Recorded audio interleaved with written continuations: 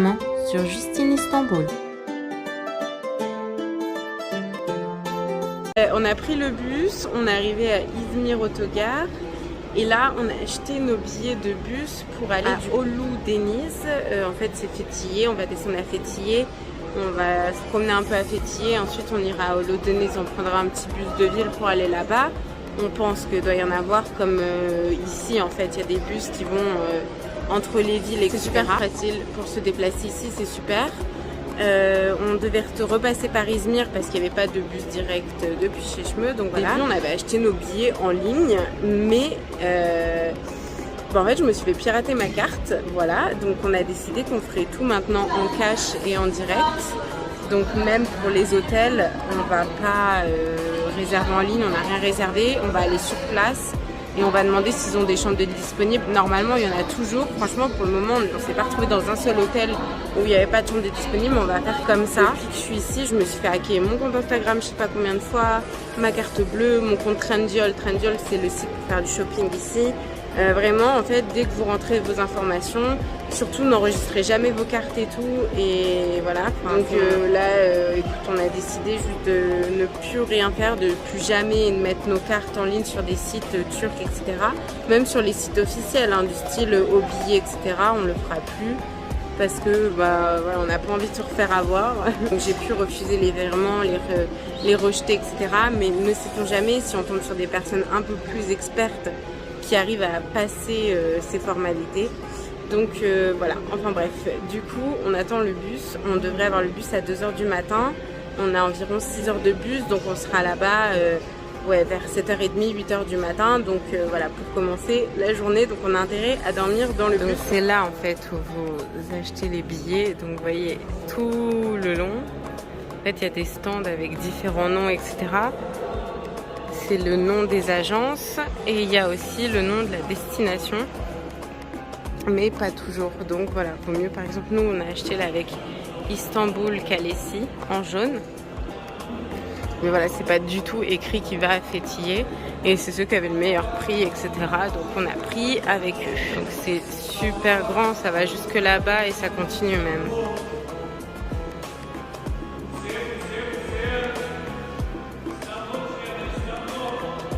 Il est minuit, exactement minuit 36. Et si vous voulez vous faire une petite coupe avant de prendre le bus ou entre temps, c'est possible chez Terminal Berber. Voilà. Après avoir voyagé toute la nuit, nous nous sommes réveillés avec cette vue absolument incroyable.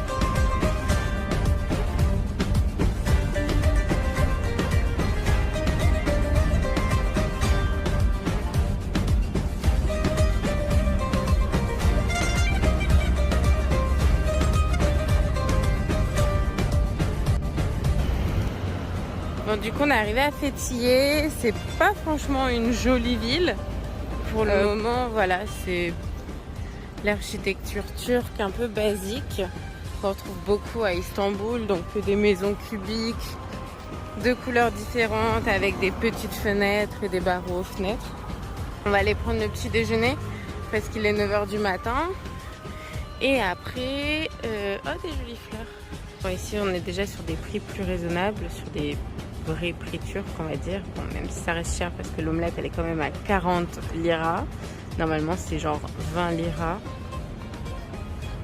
mais on est déjà sur des prix voilà, beaucoup plus raisonnables avec des poachas à 6 liras, 4 liras, voilà, c'est beaucoup plus raisonnable que là où on était à la Chati, c'était 20 liras la poacha, voilà, des salades à 40, là-bas c'était 100 liras la salade, enfin voilà, on retombe sur des trucs un peu plus raisonnables, des vrais prix.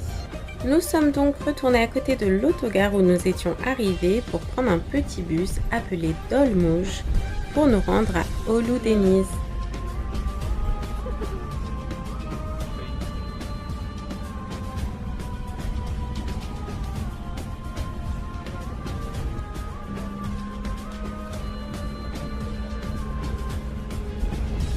Après une vingtaine de minutes à zigzaguer entre les montagnes, nous voici arrivés à Ölüdeniz.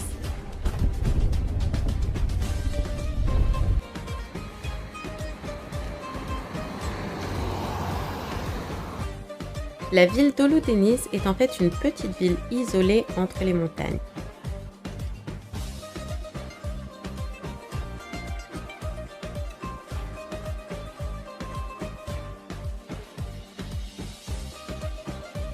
Oulu Deniz n'est pas située en bord de mer, elle est située entre les montagnes et l'on doit y prendre un bus pour pouvoir se rendre à la plage. De plus, il n'y a pas d'activité à faire dans la ville. Je dirais que c'est une ville dortoir où l'on peut avoir une maison, louer un hôtel, entre deux activités. Bien qu'il n'y ait rien à y faire, c'est une ville purement touristique qui a construit sa renommée autour de ses plages. Tout y est extrêmement cher et surtout pour y manger.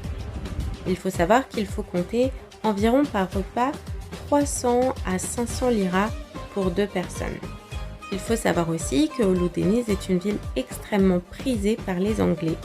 Beaucoup y possèdent d'ailleurs des restaurants et c'est pourquoi vous pouvez voir que tout y est écrit en anglais et que les prix sont même affichés en pounds.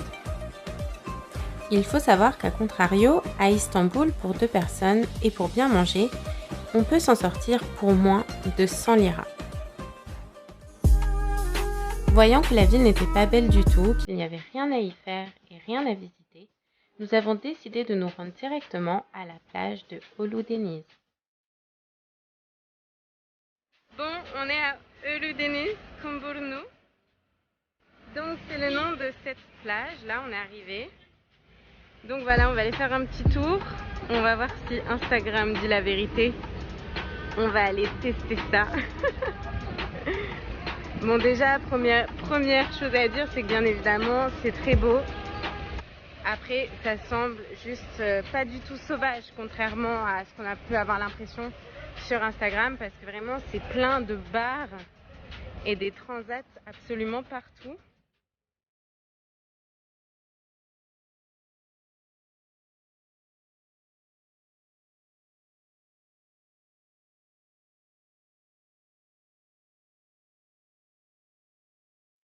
À peine arrivé sur la plage de Oulu Deniz, on était déjà subjugué par la beauté des paysages et la couleur de l'eau.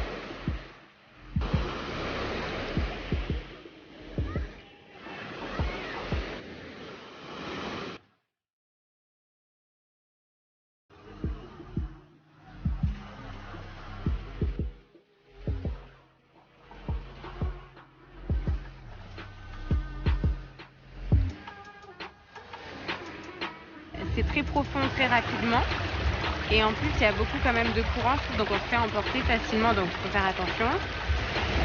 La plage de Oulu Deniz a 2 défauts selon moi.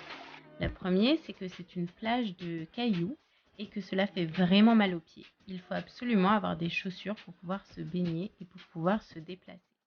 Il y a également beaucoup de courant, ce qui fait qu'il est difficile de se baigner et de profiter pleinement. Le deuxième, c'est que c'est une zone très touristique et que toutes ces activités touristiques viennent complètement dénaturer ce petit coin de paradis. Comme on peut le voir ici, tous ces bateaux de pirates qui passent avec la musique à fond et les touristes à bord. Finalement, pas véritablement séduits par cette plage, nous avons rapidement décidé de partir pour aller explorer les environs.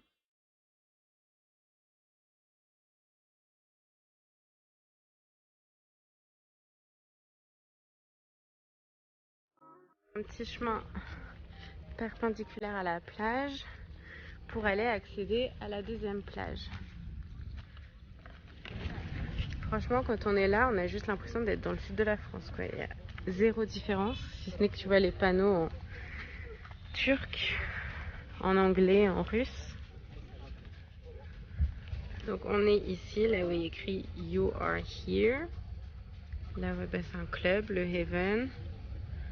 Après, des restaurants et tout. Bon, on va aller voir un peu plus loin. Là, on est passé de l'autre côté. Comme je vous le disais, nous avons donc continué d'explorer les environs du Blue Lagoon, bien décidés à trouver notre petit coin de paradis. Blue Lagoon est tout aussi touristique que la plage de Oulu Deniz, avec des plages pleines de transats, de parasols et de restaurants. La location de sièges de transat de parasol est bien évidemment payante, mais les plages restent accessibles au public.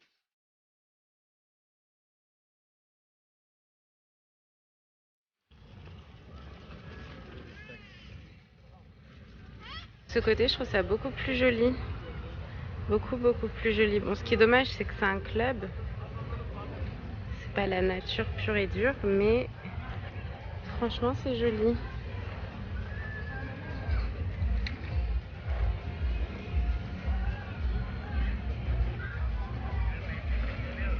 On va aller voir ça de plus près.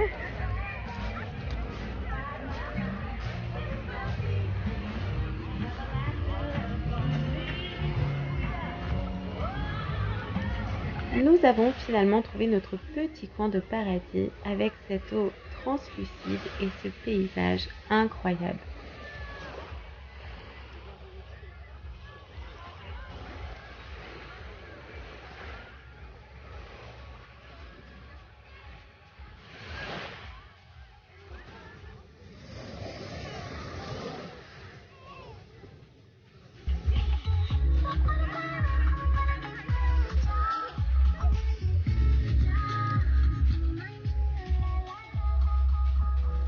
C'est donc dans ce cadre magnifique que nous avons passé notre fin de journée.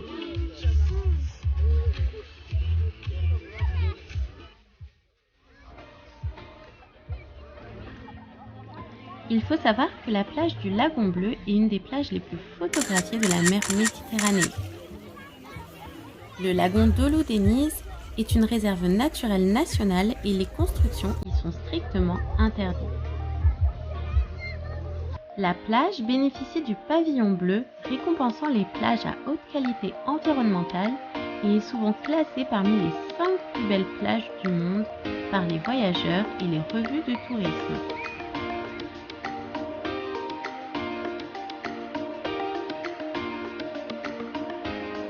Carrément mis un Starbucks sur la plage et c'est le double des prix habituels.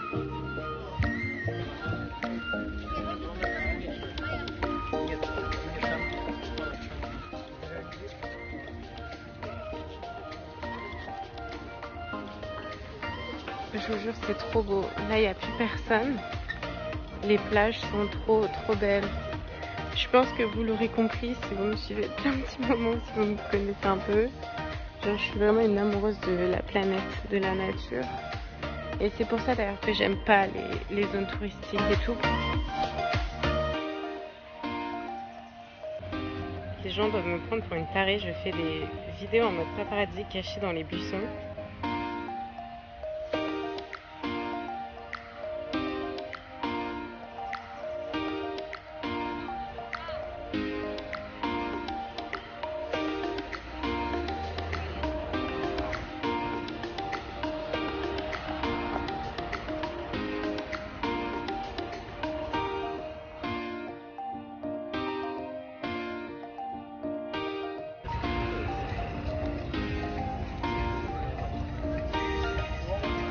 Genre vraiment, ils l'ont appelé le Black Pearl. Hein. Là, il y a le méchant. Il y a les Vikings.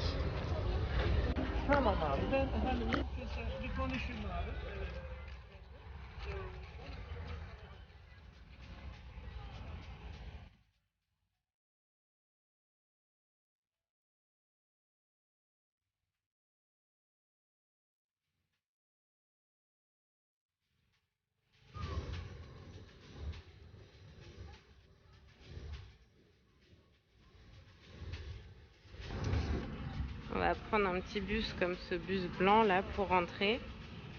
On a donc repris un dolmouche pour rentrer et chose très importante à savoir, c'est que toutes les villes et agglomérations de Turquie ont leur propre carte de transport rechargeable. Et là, on a payé 36 liras pour 2. On est ensuite rentré passer notre soirée donc à Olou-Denizli où on a retrouvé du coup cette ambiance ultra touristique. Bon, je vous préviens, Olou-Denizli c'est en fait une grosse arnaque Instagram, mais vraiment. De toutes les villes que nous avons fait, celle-ci est vraiment la pire. Bon, bref, on déteste cet endroit. Franchement, ça, c'est les dangers des réseaux sociaux. Ça, j'ai envie de dire. Et c'est pour ça, d'ailleurs, que j'ai voulu faire ce tour. C'est pour ça que j'ai voulu faire cette chaîne. C'est pour démonter un petit peu les fausses les fausses destinations promues sur Instagram, etc. quoi, parce que franchement, non mais la ville c'est un parc d'attractions en fait, c'est un gag le truc, c'est même pas beau, c'est ridicule, c'est que des touristes, t'as pas un turc, genre c'est n'importe quoi. Et l'environnement est ouf quoi, donc pourquoi vous avez fait ça? Bref, ils ont carrément ramené des chameaux, genre. Ils ont ramené des chameaux. L'ambiance était tellement bizarre qu'on a vraiment passé la soirée mort de rire de ces scènes si étranges que l'on voyait ici. Tout le monde était absolument tout rouge, brûlé par le soleil. Les touristes étaient en terrasse en train de se faire les ongles, de boire une bière ou de manger chinois. Rien à voir avec la Turquie. C'était une ville absolument peuplée uniquement d'Anglais, dédiée entièrement aux touristes, avec pas une once d'authenticité. On est donc rapidement rentré à l'hôtel après ce tour improvisé, plus qu'étrange. Nous avons profité des paysages de la ville une dernière fois et nous sommes allés nous coucher.